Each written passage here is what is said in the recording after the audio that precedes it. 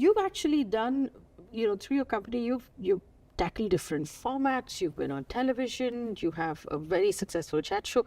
Is that now the mind space that I'm just going to do anything that sounds interesting to me? I'm no longer trying to be the critic's baby? No, I don't. I mean, Rocky Aur Rani released last year, July 28th. And the night before, I was really stressed about that film. I'll tell you why. I wasn't stressed because I wanted to be like the biggest blockbuster. I just felt I was coming after 7 years. And I'd seen a lot of nonsense that had happened during the COVID time and a lot of the trolling. And you second guess whether... I feel like people had an impression of me through those 7 years about things that were coming out and the trolls that were like, there was a tough time, during the COVID time when things were happening, Bollywood was being bashed, and somehow I had become some kind of a poster boy of that bashing, and there was a lot of nonsense. Then you were also beginning to believe that, are people really disliking you?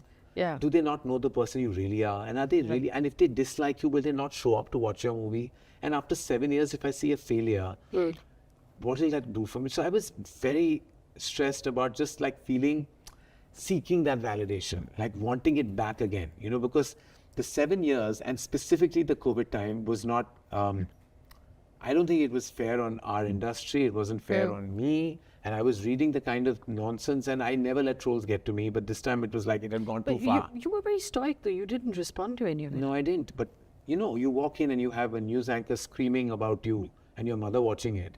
And your mother breaking down every second day, hearing not just a man, even a woman and other people, like, you expect like people to show empathy and compassion and understand the circumstance we're in, but they're just screaming, shouting about you. And like there was this one news anchor who was like literally saying like, something is wrong. What are you doing, Karan Johar? I'm like, but what has it got to do with me? This has gone wrong. That has gone wrong. What do you have to say, Karan Johar? And I'm like, excuse me? There are 18,000 other people in the industry. Can you ask them? Yeah. Why is it me that has to do something? And I was like, and my mother at one point come and said, do a havan.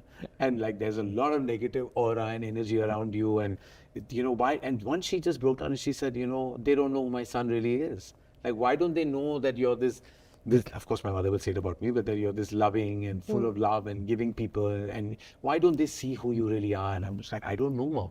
I really don't know why. Maybe it's the talk show that makes them believe I'm a certain kind of person, that you're bitchy and catty and, you're sitting on some high throne of entitlement and you're like saying, make your career, break your career. We do none of that. We are still begging for actors' dates. We are still like groveling to make our movies, trying to combat tough times in the industry. But there is an impression out there. So when Rocky Aur Rani was releasing, I was like, oh my Lord, please succeed.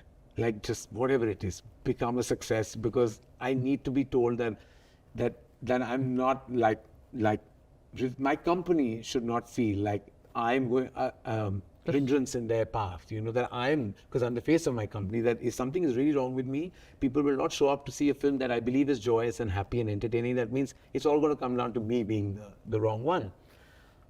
That night, Thursday night, the media was watching it at 9 p.m., at 7 p.m. or 9 p.m., I don't know. But I know at midnight, my phone started buzzing.